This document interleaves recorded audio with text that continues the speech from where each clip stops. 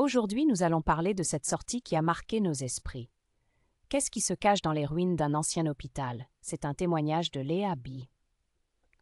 L'autre jour, moi et quelques amis avons décidé de tenter une sortie urbex dans un ancien hôpital psychiatrique, situé à la périphérie de notre ville. Ce bâtiment, abandonné depuis des décennies, est entouré de rumeurs sur des présences étranges et des événements mystérieux. Intrigués, nous avons pris nos lampes torches et un peu de matériel pour explorer cet endroit connu des passionnés d'urbex.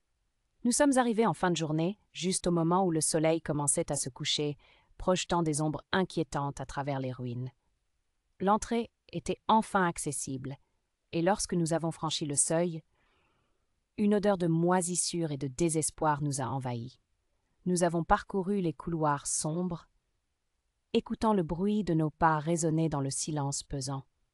La végétation avait déjà repris ses droits et des racines d'arbres couvertes de poussière s'étiraient à travers les fissures du sol. C'est dans une salle des infirmières, entourée de vieilles chaises en métal et de dossiers jaunis, que nous avons entendu un bruit sourd. Au début, nous avons pensé que c'était juste le vent, mais le bruit s'est répété, comme si quelqu'un, ou quelque chose, se déplaçait dans l'obscurité. L'atmosphère devenait de plus en plus lourde et un sentiment d'angoisse commençait à me gagner. Mes amis, eux, semblaient s'amuser et prenaient des photos, riant des histoires à faire peur qu'ils se racontaient. Mais moi, j'avais ce mauvais pressentiment que nous n'étions pas seuls. Je me suis éloignée un peu d'eux, me dirigeant vers le sous-sol.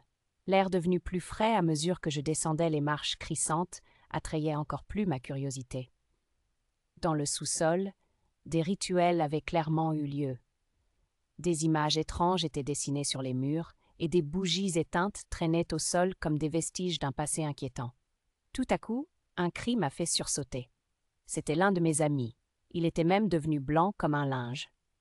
Dans la pénombre, il pointait du doigt une silhouette qui se tenait au fond de la pièce. Elle était à peine visible, mais je pouvais distinguer une forme humaine, un visage émacié, presque squelettique, couvert de cheveux sales. On n'a pas eu le temps de réfléchir, ni de poser des questions. Dans un élan de panique, nous avons tous filé à travers les escaliers, poursuivis par une étrange sensation d'être observés. En remontant, je jurais avoir entendu un léger rire, un son désincarné qui me glaçait le sang. Nous sommes enfin sortis de ce bâtiment, haletants, nos cœurs battant la chamade, et la seule chose qui nous a retenus, c'était de jeter un dernier coup d'œil derrière nous. Alors que nous nous éloignions, mon regard s'est attardé sur une fenêtre brisée. La silhouette se tenait là, immobile, comme si elle se moquait de notre peur. Pendant des semaines, je n'ai pas pu dormir, hanté par cette vision. J'ai toujours cru que les légendes urbaines n'étaient que des mythes.